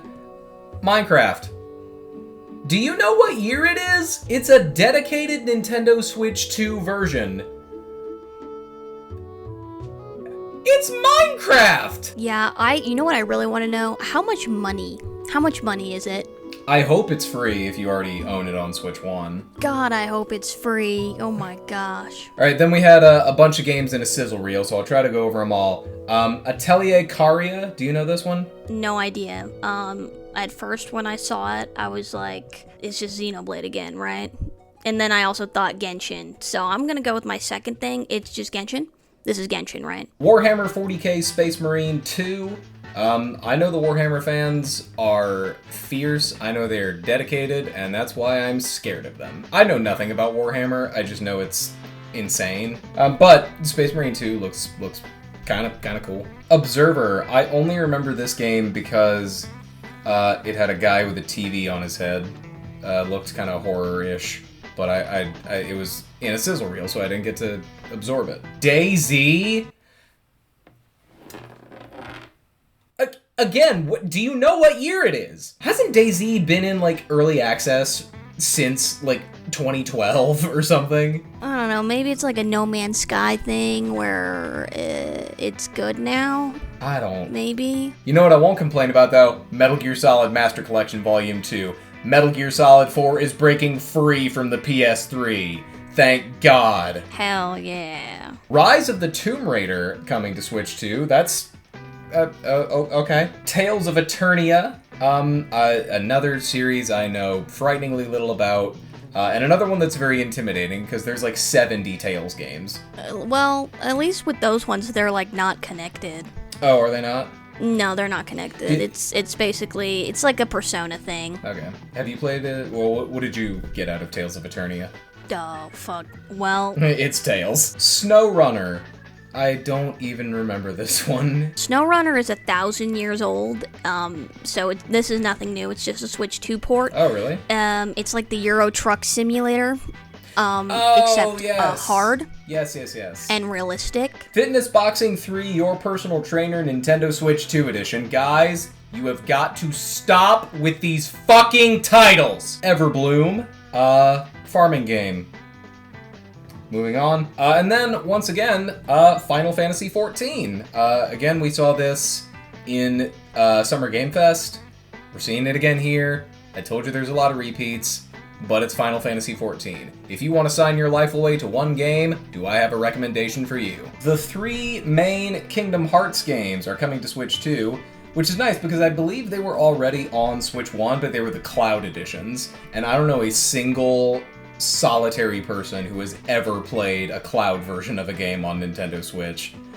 So nice to have them dedicated on Switch 2. And then after that, a sneak peek at Kingdom Hearts 4, which is not coming out for 70 years. Now this, I might not be a Kingdom Hearts fan, but that's like the Mac Daddy announcement of this Direct, I think. I hope that the Disney adults can make it till 2035 and don't just croak. And then, for the final announcement of the show, and thus the final announcement of Summer Game Fest, the most leaked game of all time. The Legend of Zelda Ocarina of Time Remake. It exists. This is definitely a trailer, much like the Persona 6 trailer. I got the sense that it was just like a fine you win trailer. Here it is. It got leaked so much, they were just like, fucking fine. Yeah, I think it was perfectly pleasant though. It gets across the message. I think it's alright. I didn't mind it. It showed next to nothing of the game though. We saw Link and we saw a very, very strange tunic. They apparently, I guess, decided to redesign his Kokiri look for the game, and he's just wearing like a big leaf. But either way, the Nintendo YouTubers can finally shut the fuck up. My God. The only thing that I thought was strange is that, like, you know, Persona 6 doesn't show much. It's not coming out this year, right? But then this shows approximately the same amount of content. It's a teaser trailer, but then says it's coming out in 2026.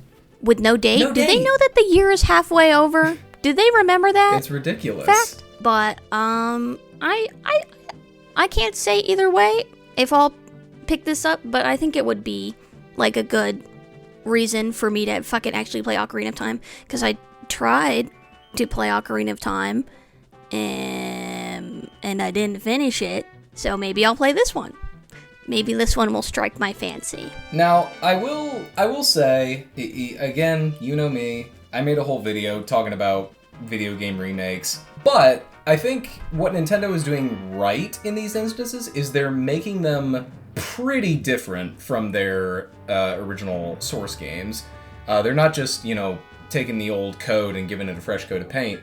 They're taking the base story and then doing new stuff with it, which I think is a good way to go about it. I still don't know fully how I feel about an Ocarina of Time remake. I'm also not the biggest Ocarina of Time fan. I think Ocarina of Time is very overrated, but I still like the game. But I'm not of the opinion that it's the best game of all time. I do like Ocarina of Time, but my god, it's not that good. I mean, they're signing themselves a deal now that they have to remake not one, but 2 games. Yeah, you can't just remake Ocarina of Time. Yeah, you have to remake Majora's Mask. They'd have to, right? They'd have to. Unless you're a fucking dum-dum. Honestly, I think I'd be more excited about a Majora's Mask remake. I'm down to clown either way. So, yeah, position stands. I might pick it up so that I can actually finish Ocarina of Time. Yeah. That's my position. Yay! Well, that was the Nintendo Direct, and after that it segued into Nintendo Treehouse Live, which we happily skipped. But that is officially, finally, the end of Summer Game Fest. It was a hell of a week. I had so much fun going through all these presentations, seeing so many fun games. Do you have a favorite announcement or a couple of favorite announcements that you saw here? Take a fucking wild guess. You know what it is. Persona 6. Persona 6. Also, Fire Emblem Fortune Sweet, very excited to get a release date for that. I'm very excited. Anything else? Here, give me Rhythm Heaven. That's exciting. I mean, it's not really as not connected to this very much, but I am excited for Rhythm Heaven. Those are probably the big 3 for me. If I had to pick my big 3, it's got to be the Among Us TV series. Has to be that. Oh shit, I should have said that. Fuck. I think certainly the game announcement that excited me the most was Gen Atlas, even though that wasn't an announcement, but we got a title and another look at the game. Very excited to see that. Other than that, I think Marvel's Wolverine looks really, really fun. I keep going back to that gameplay demo and just watching it. It's mesmerizing to watch. I'm not going to pick up Wolverine day 1, but I think it looks very cool. And, yeah, even though you're way bigger of a fan than me, I gotta say, Persona 6, that blew my fucking cock off. I was absolutely not expecting it, but no, I was shocked beyond belief. Mainly, I'm just surprised they announced it in the fucking Xbox showcase.